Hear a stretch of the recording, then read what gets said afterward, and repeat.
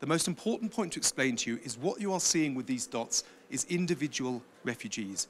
Each of these dots is an individual person. I think it's really important to make this point because it's all too easy to lose touch with the humanity, to the story. These are people, men, women, children, leaving their homes because of conflict and persecution with no alternative but to leave. These are people who, by definition, are losing their homes, losing their jobs. They're often divided from their families. They often face violence. They often face discrimination.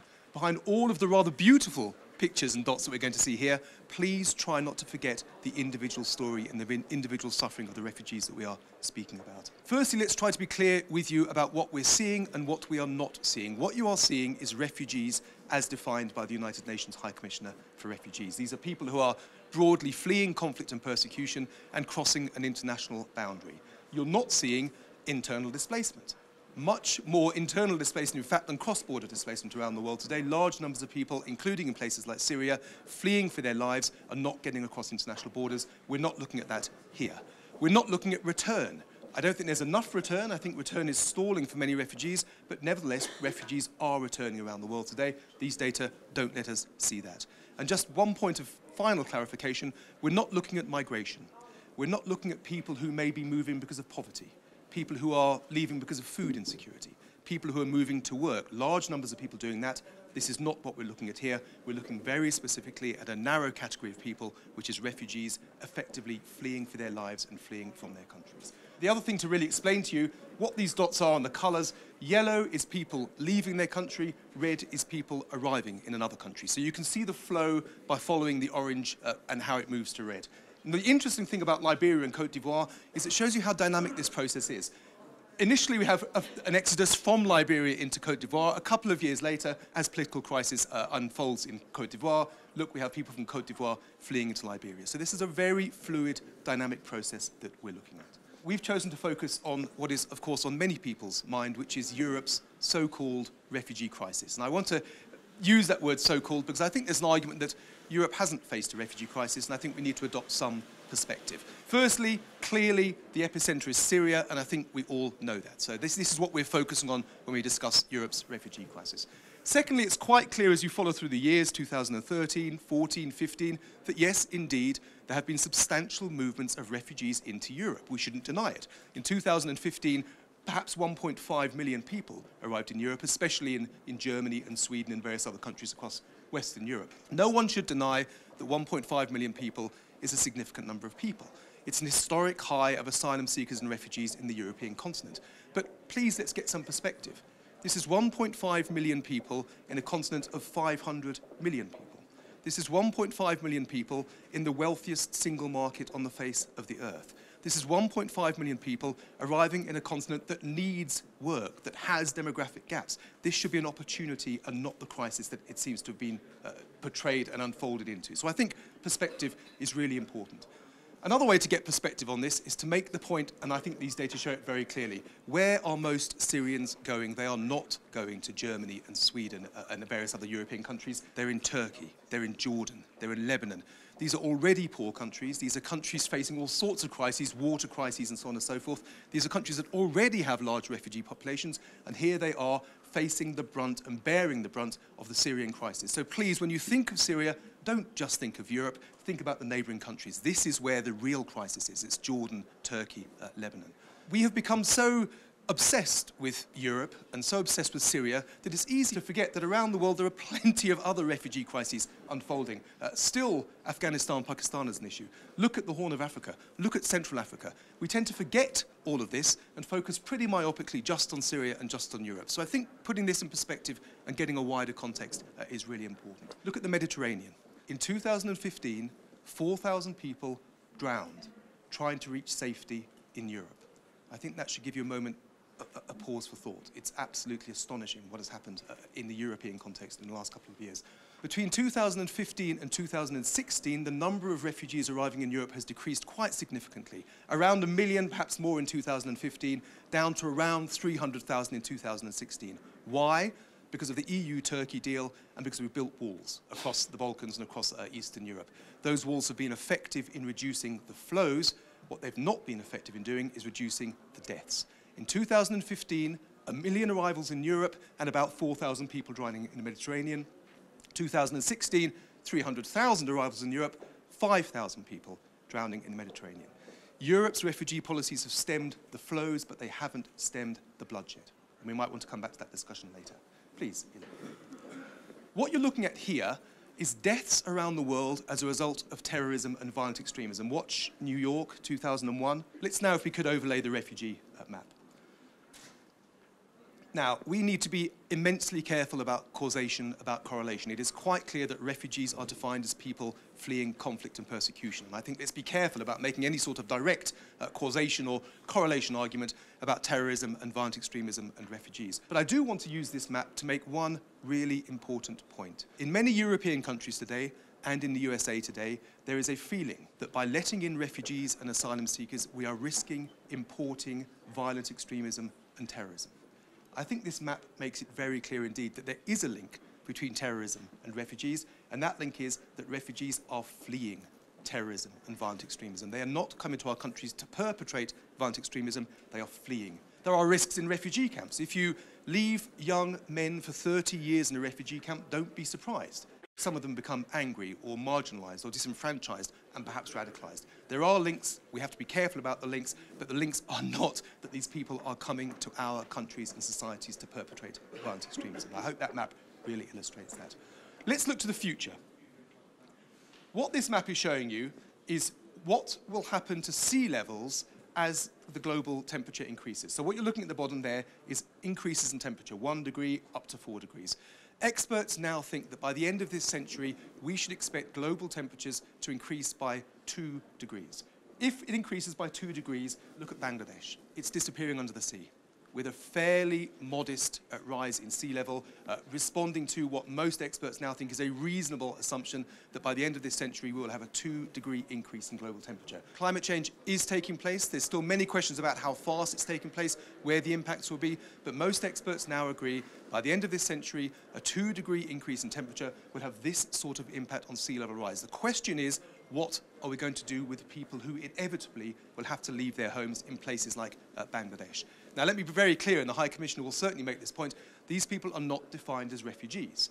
The 1951 Convention clearly doesn't cover people fleeing as a result of the effects of climate change and environmental change. But there's no doubt at all that they will be in need of assistance and protection.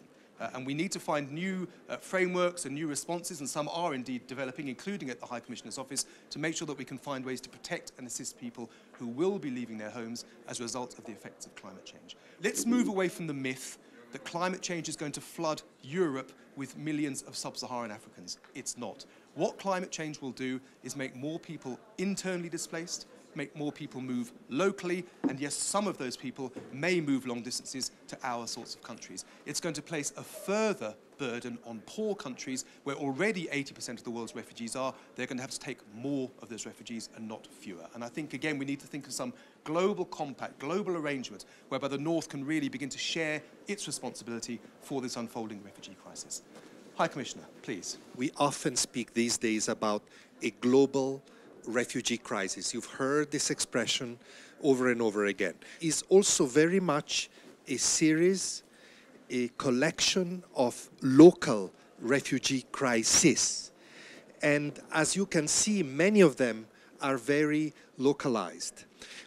The other characteristic that is clear from this bigger map is that although we often think as this refugee crisis as a mass movement, a mass invasion even, of people going from the south of the world to the north of the world, in reality, most of the movements are south-south movements.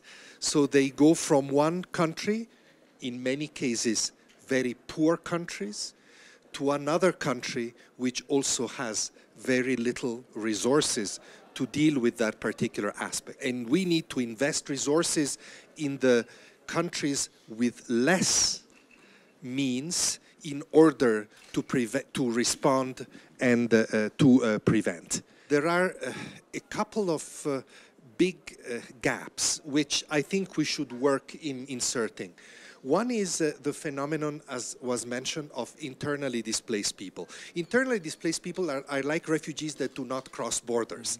In Syria, for example, Syria has you see, produces this huge firework of people that you see in 2000. Yeah, this one. So these are people leaving Syria. In fact, they just not all leave from here. They leave from all parts of the country, and they go to neighboring countries and beyond. These are refugees.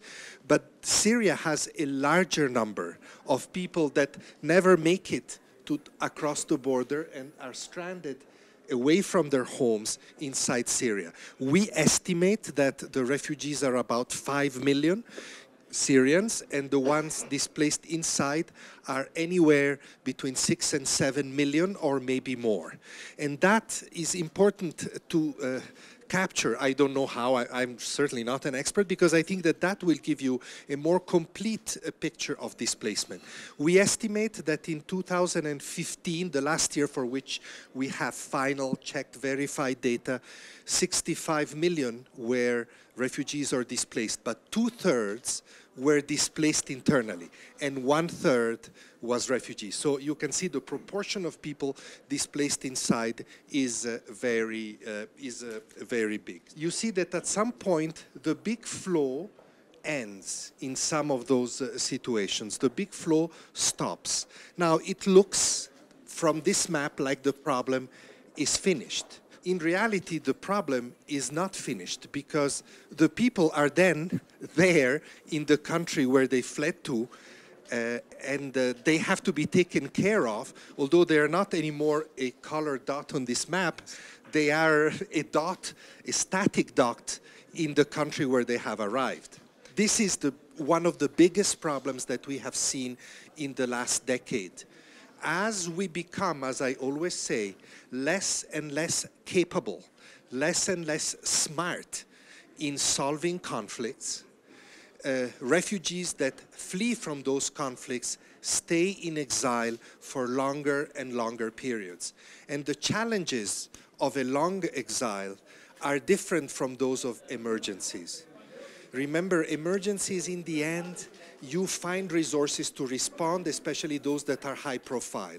Protracted situation, after 4 or 5 years, you don't find resources that easily. There is a fatigue that kicks in, and the needs that protracted exiles produce, like education for children, employment, self-reliance for all of the refugees, are the most difficult to meet with the humanitarian resources that we work with.